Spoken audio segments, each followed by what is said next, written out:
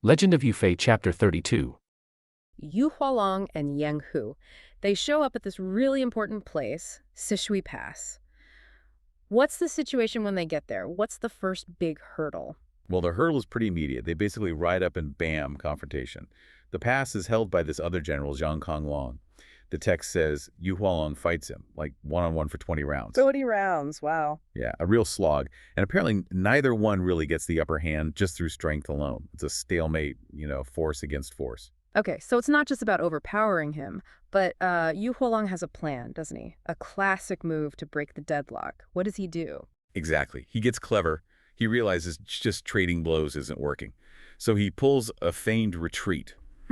Basically, he fakes a spear move, then pretends he's beaten and turns like he's running away. Ah, the old pretend to run trick. Yeah. Classic. It's all about tricking Zhang Konglong, making him think he's won so he'll chase him. But there's a twist, right? It's not just the retreat. He's got something hidden. What's the secret weapon here? Yes, and this is the killer detail. While he's pretending to flee, he secretly grabs a golden dart. So Zhang Konglong comes charging after him, feeling pretty good about himself probably. Right. And the Yu Hualong just whips around, throws the dart, bang, hits Zhang Konglong right in the chest. Oh, straight in the chest. Yeah, knocks him right off his horse. Then Yang Hu jumps in, finishes the job, and boom, they've taken Sishui Pass. Wow. So it really shows you, doesn't it? Quick thinking, maybe a bit of sneaky deception, and like a small hidden weapon that can be way more effective than just slugging it out. Absolutely. It's a great example of how ingenuity, reading the situation and using a surprise can totally outweigh just raw strength. It's about being smart with what you have. A really good point. Okay, so huge victory. The pass is theirs, but then things get, well, human. Who gets the credit? Yu Hualong and Yang Hu, they immediately go find General Nu Gao. Why do they do that? What's the thinking there? Yeah, this part's really interesting about the social side of things in the Army. They don't just report it. They actually offer the credit, the glory for taking the pass to Nu Gao, like a president. Why? Well, the text hints at a few reasons. It seems partly like a way to smooth things over between Nu Gao and Yang Hu. Maybe they had some old beef. Ah, okay. Office politics, military style. Sort of. And maybe it's respect from the new guys on the block. Plus, there's this phrase, they wish for Nu Gao to regain his good fortune, get back on a winning streak. So it's deference, maybe strategy, maybe patching things up, pretty layered. Okay, so it's definitely calculated, not just pure generosity. Nu Gao seems okay with this arrangement initially, but then the big boss arrives, the marshal. And he asks the million-dollar question. Certainly. Okay, who actually gets the credit for taking Sishui Pass? What happens then? What do the three generals do? This is such a great moment. The text says, Idalan Oki. All three of them just stand there. Silent.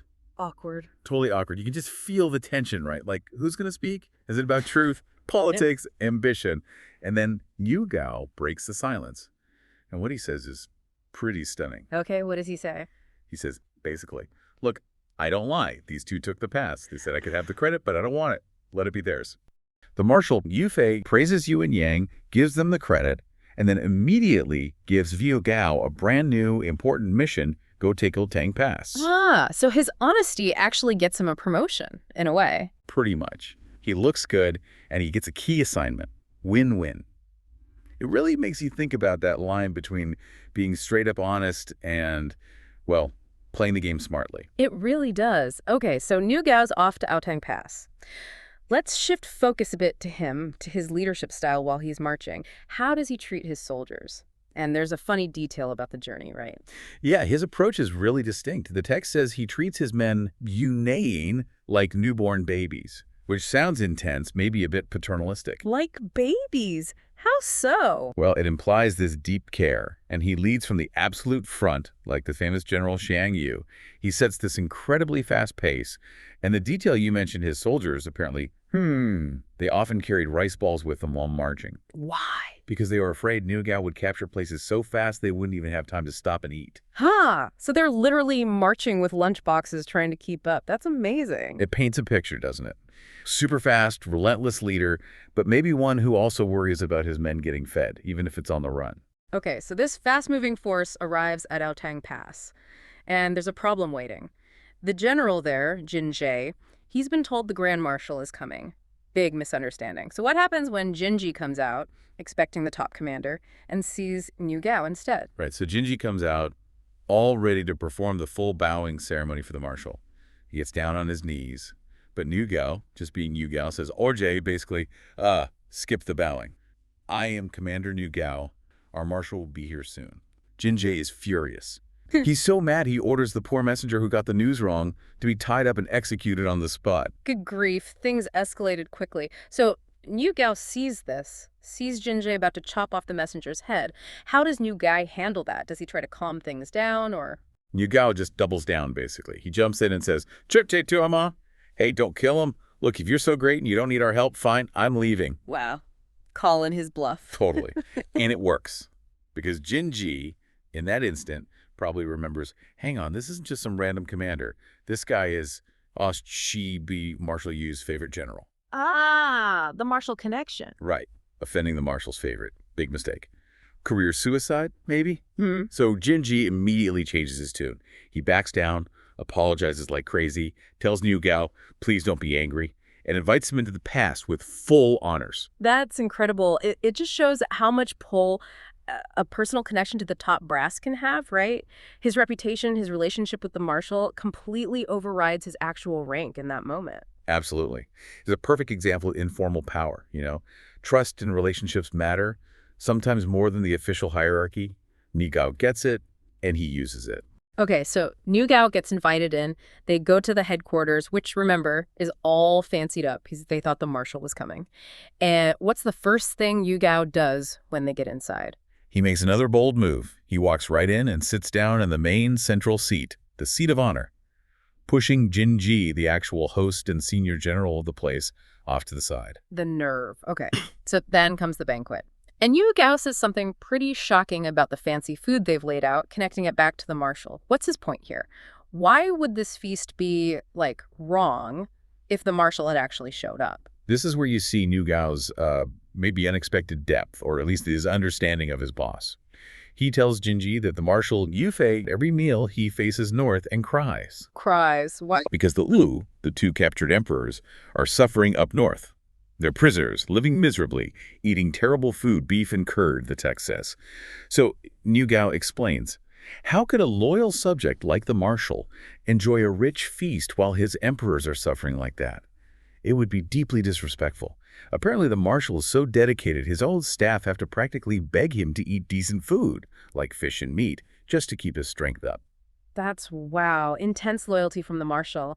So if he avoids fancy food, what does the marshal actually like to eat? There's a specific favorite, isn't there? Yes, and it's such a telling detail. Niu Gao reveals the marshal, he loves tofu the most. Tofu. Why tofu? Because, Niu Gao explains, Yufei, way back when he took a minor exam in Niwan County, just starting out, he ate tofu then. And the marshal believes in Tichelmine, a gentleman never forgets his roots. Eating simple tofu reminds him of where he came from, keeps him humble, even now that he's this powerful marshal. That's a fantastic story. Humility and remembering your origins. Jinjin must have been pretty grateful for that inside scoop, right? Avoiding a major faux pas. Oh, hugely grateful. You can imagine his relief. But then Niu Gao, being Niu Gao, immediately pivots. He asks Jinji if the banquet invitation is sincere.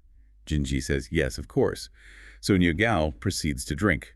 Get this, 20 or 30 bowls of wine from the big serving bowls. 20 or 30 bowls, good lord. What is Jinji thinking while he's watching this happen? He must have some internal reaction. He absolutely does. Outwardly, he's all politeness, but inside, his thought is priceless. Huh. How can such a good marshal use such a stupid, crude fellow like this as his vanguard leader? So he's thinking Niu Gao is just a buffoon. Pretty much. It just highlights that huge gap in perception, right? The refined marshal versus the seemingly oafish Niu Gao. And of course, after his drinking marathon, Niu Gao makes sure to get plenty of food and wine sent out to his own waiting troops, still looking after his men. Pretty clear Niu Gao isn't just tipsy, he's 8 or 9 parts drunk already. Yeah, deep into the celebration. And then, bam! Alarm bells, a report flies in, Jin soldiers, the enemy, are attacking the pass. It's a full-blown emergency. You need clear heads, right? You'd think so. But Niu Gao, his reaction is, well, it defies all military logic. He doesn't try to sober up. He doesn't ask for a briefing. He asks for more wine. Seriously, more wine. Yep. He actually shouts this, saying, Changting deran shua, Basically, I've heard people say, only when you're 10/10ths drunk do you have 10/10ths strength. Just bold and completely nuts from a tactical standpoint. Totally. Yeah. But it kind of sets the stage for what's about to happen, bizarre as it is. So Jinji, the host general, he must be freaking out, right? But I guess you don't argue with a guest general, even a drunk one. Well, the text says he does it against his better judgment. He gives Niu Gao a jar of aged wine. Yitan Chenjiu. And Niu Gao. Downs half of it. Just like that. And then, get this, he hands the other half to his attendant and says something like, hold on to this, give it to your old man later. He's planning his after-battle drink already, while still hammered. It's this incredible, almost delusional confidence, isn't it? And then the scene gets even more ridiculous. He gets on his horse. Jinji is watching from the city wall, right? And he sees Niu Gao, just stumbling, swaying wildly. He looks, you Rusi Deiban, like a dead man slumped over his horse. Not exactly the inspiring hero riding out to save the day. Far from it. It's almost darkly comedic. And the enemy he's facing isn't some minor threat, is he? No way. We get introduced to the Jin general, Zunzi Moli. And the description is intense. He's Shenzang Yizong, a full zang tall that's like maybe 10 feet. Huge guy. And he's using Yitaohun Taigun Zuyu Bai Shilajin, an iron pole weapon that weighs over 100 jin. It's over 100 pounds. A foot soldier, this massive presence. Okay, so a giant with a huge iron pole versus a guy who can barely sit on his horse. This doesn't look good. Right. Moli sees Niu Gao swaying there, head lolling, and just scoffs. He says something like, Yigan Nancy, Hu Du Buzida. This southern barbarian doesn't even know if he's alive or dead. Moli's just standing there, probably expecting Niu Gao to just fall off. Logically, the fight's already over. But then comes the twist, and it's pretty gross. It really is. Niu Gao, still completely wasted, suddenly calls for that other half jar of wine. Well, one he saved. Yeah. His attendant brings it. He starts drinking again, right there in front of the enemy. But as he's drinking, the wind kicks up. Maybe it's the motion, maybe just the sheer volume of booze. The text says the wine, Yong, Zhang, Dang, Zhang Lai. It surges up. He opens his mouth wide and just vomits. Zipenzai fan Zhang Mian Shang, directly onto the enemy general's face. Oh my God. Projectile vomit as a weapon. You can't make this stuff up. Exactly. It's the ultimate dirty trick, completely unintentional. Moli is stunned, disgusted, wiping his face. And that's the moment. That's the moment. In that split second of shock and distraction, Niu Gao, maybe the cold wind, maybe the violence of vomiting, snaps him slightly awake. Oh, so you can... The text says somewhat awakened. He sees the giant general right there, vulnerable. He just swings his weapon. It's like a heavy metal baton or club. Yeah. And it connects. The description is brutal. So he smashed the enemy's skull. He falls. Now Zhang Bingchu. Brains everywhere. Wow. Wow. From total incapacitation to a kill shot through. Vomit. Unbelievable, isn't it? So Niu Gao, still staggering probably, gets off his horse, takes Moli's head, the trophy gets back on. Yeah, then? Then he leads the charge. His soldiers, probably buoyed by this insane turn of events, follow him into the Jin camp. And it's a massacre. Shad de Shi Heng Bian Ye, Shuil Yu Cheng, corpses piled up, rivers of blood. Good grief. They chase the survivors for Suiganer Shili, 20 li, maybe 7 miles or so, capture loads of horses, supplies, total victory. And what does Jinji, the guy who watched him stumble out like a dead man, say now? He greets Niu Gao, just amazed, right? Exclaims, Jiang Jin Din Chen Renye, General, you are truly a divine person. And Niu Gao's response? Probably something humble and strategic. Not likely. He just boasts, if I'd had another jar, I would have killed all those foreign soldiers. And he just heads off to a relay station to presumably pass out. So this whole episode, it just throws standard military thinking out the window, doesn't it? Completely. It kind of suggests that sometimes just being completely unpredictable, even accidentally, can shatter an opponent's plan. Niu Gao wasn't strategic. He was chaos.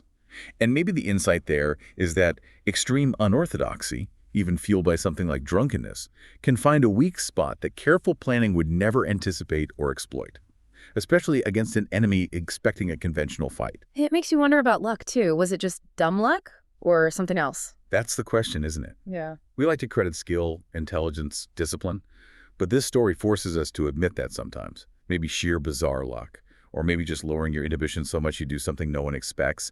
Maybe that can be its own kind of power. It's uncomfortable, maybe, but it suggests that reality isn't always neat and tidy. Sometimes the messy, the unexpected, wins. Okay, so from that battlefield chaos, the story shifts. We go from this incredibly visceral, almost slapstick violence to something much quieter and much more internal. Right. Jinji goes back home to his official residence. He's probably still reeling from the day. He tells his wife, Madame Qi, what happened. He describes Niu Gao as Shifenwuli, very rude, disrespectful, basically. But he has to admit he was also Di Yuan Fujiang, a lucky general, unexpectedly successful. And what does Madame Qi make of this drunken victory? She takes a more, let's say, traditional view. She attributes it to Shengshang Hongfu, the emperor's great fortune or blessing. It wasn't Niu Gao's vomit, it was destiny, guided from above. A way to make sense of the senseless, maybe. Perhaps. It puts it into a larger cosmic order. Anyway, Jinji goes off to his study to work, leaving Madame Qi alone. Night falls. And then things get weird again, but in a totally different way. Exactly. It's late, Sanging Shifen, the third watch, around midnight. Suddenly, there's frantic knocking. It's Madame Qi's younger sister, Qi Isayo. She bursts in, absolutely terrified. She says, Meizi Ju Jingxi, Tele Yu Zuban. I was almost scared to death. I came specifically to keep you company, elder sister. Scared to death by what? A dream. She confesses. Shui Mengli Jian, Yizi He Hulai Baowo.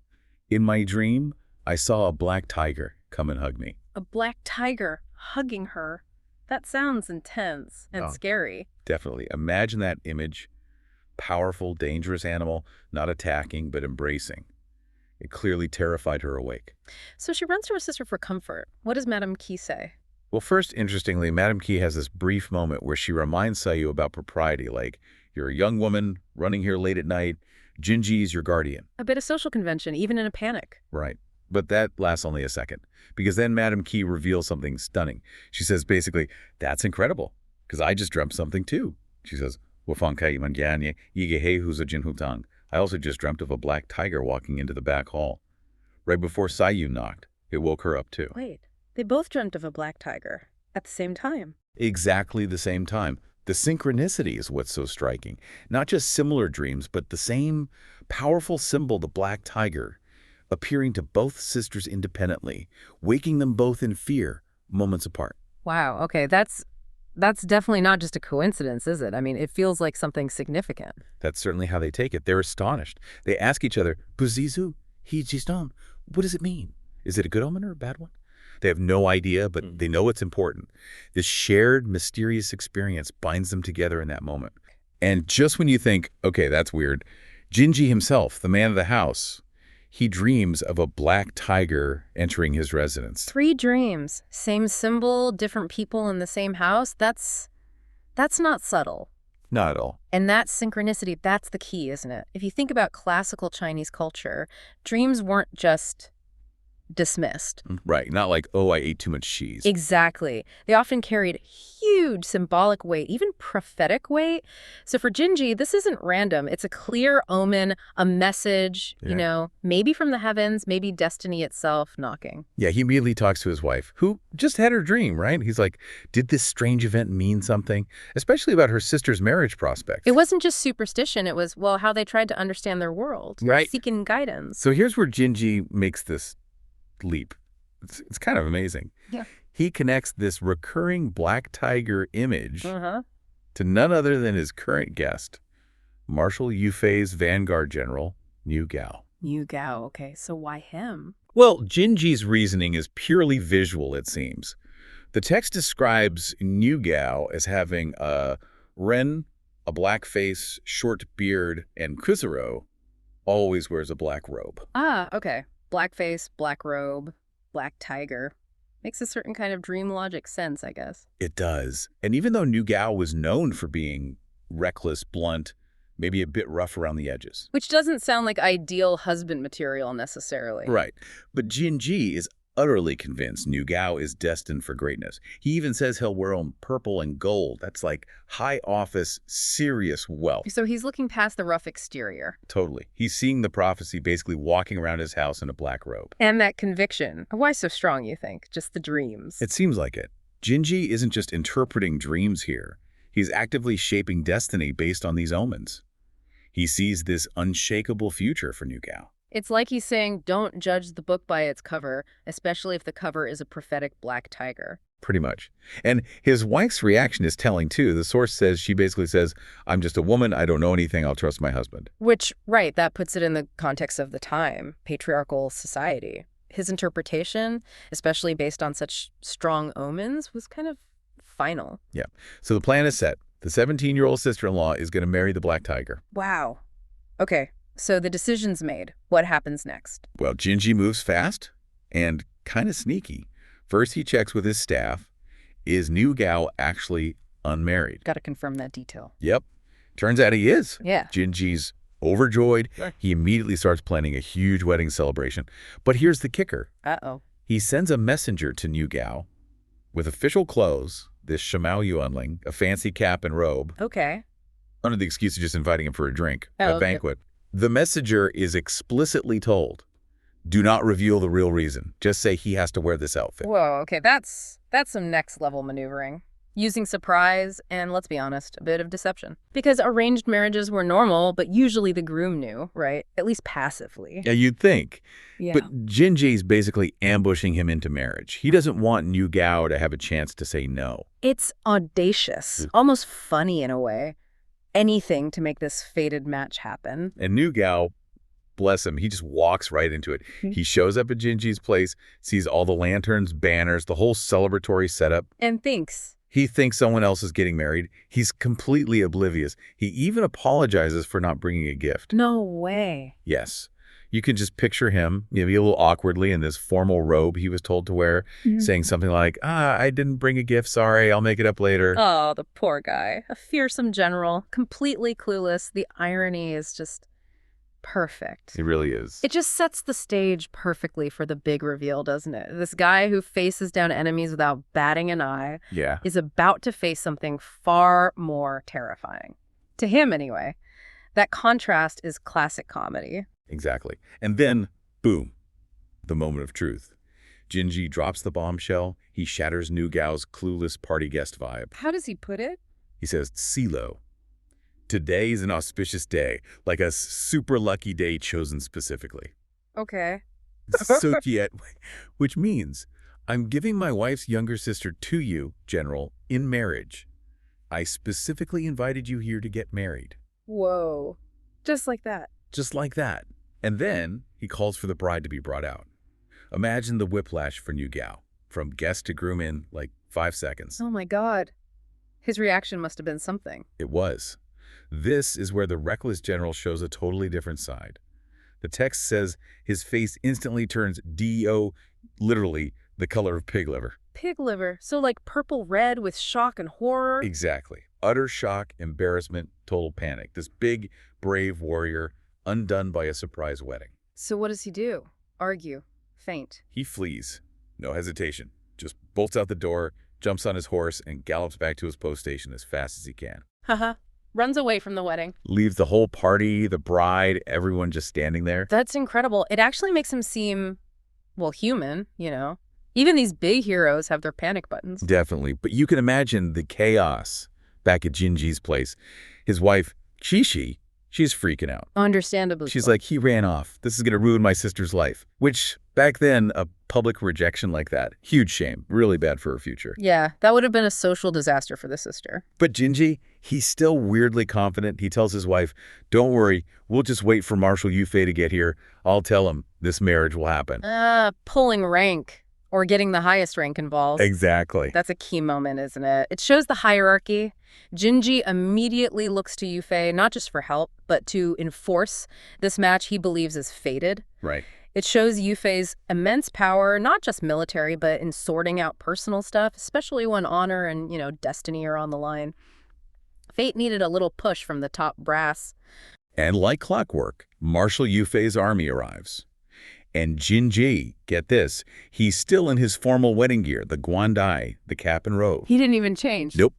Rides out like that to greet the marshal, gets off his horse, kneels, announces himself. Total Commander Jinji welcomes the Grandmaster. Yufei must have been like, Jinji, why are you dressed for a wedding? And also, where's New Gao? Probably. The text says Yufei asked about New Gao, maybe wondering if he, I don't know, lost another battle or something. So Jinji has to explain the whole awkward situation. He does, but he's smart about it. Really strategic. How so? He doesn't lead with the embarrassing wedding escape. No, first, he heaps praise on Yu Gao. He tells Yu Fei about this recent, almost unbelievable heroic deed. He had fought this terrifyingly huge Beige, a foreign general, described as a 14 feet tall. But seriously? That's what the text says. A giant. Yeah. And Yu Gao, apparently after drinking heavily, Of course. stumbles into battle, spits wine in the giant's face. What? Yeah. And while the giant is like wiping his face, probably stunned, Yu Gao hits him with a mace and kills him. That is the most New Gao thing ever. Drunken spit-take combat. Wow. Right. A drunken accidental hero. Hmm. So Jinji tells this story first. He frames Yu Gao as this incredibly valuable, if unconventional, warrior. That's brilliant.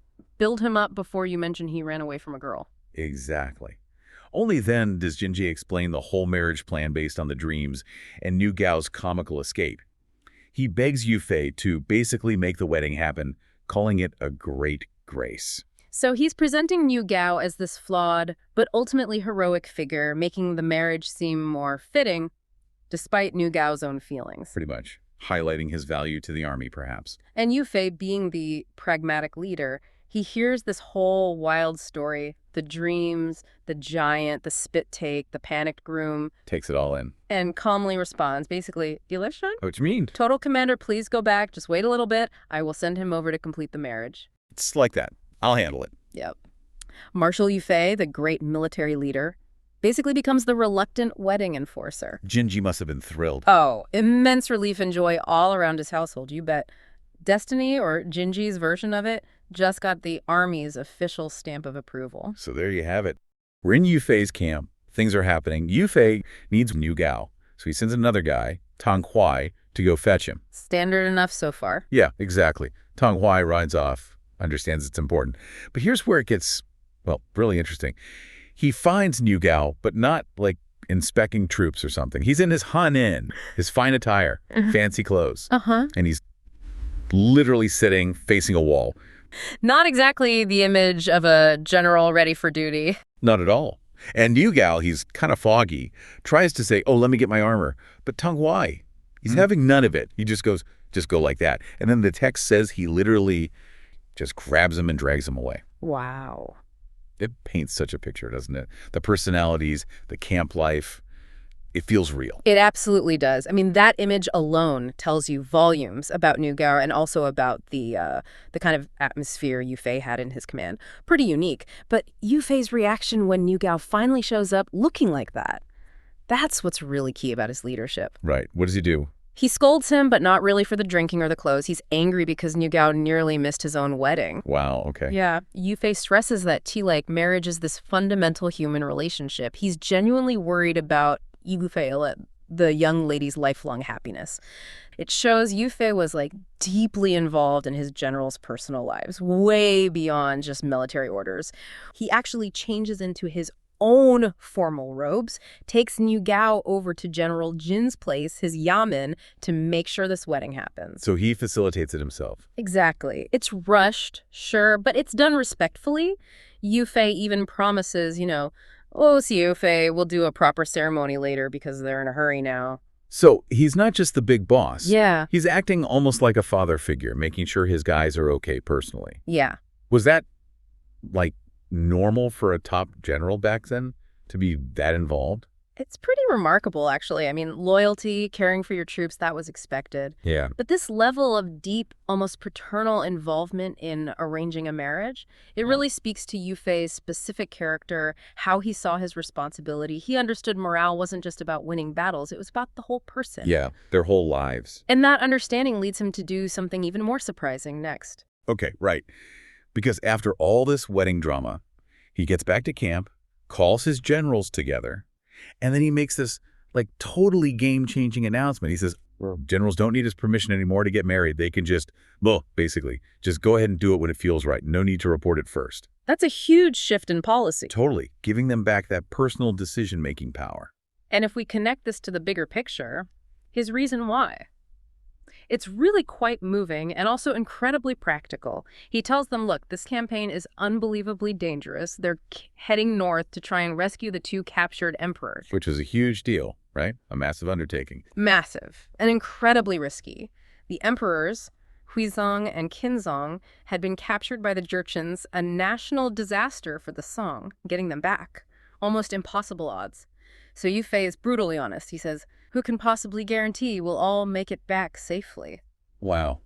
Just laying it out there. Exactly. And then he gives the deeper sort of cultural reason. He says, basically, if you can manage to have an heir, that's good for continuing the family line. Okay. Lineage. Succession. That was huge back then. Absolute critical. Continuing the family name, the ancestors, it was a core duty. Yu Fei knew these men were facing likely death. Giving them the chance to marry and potentially have children offered them, well, a kind of peace of mind. A sense that their line might continue even if they didn't. Choosing humanity in the middle of war. Okay, but now we need to pivot hard because the next story is completely different. It shows the absolute dark side of power. A very stark contrast. We shift to Shandong province. Yeah. And we meet Li Yu, the king of Lu. The text doesn't mince words. He's cruel, oppressive, harms good people, but basically a bad guy. Right. And his second son, Lu Ni, he totally leans on his dad's power and influence like a crutch and uses it to eat, steals land, assaults women. I mean, does every kind of evil imaginable. The contrast with Yu Fei's approach is just jarring. It is. It's chilling. And the way this tyranny plays out in what seems like a small incident, that's what really hits hard. So picture this.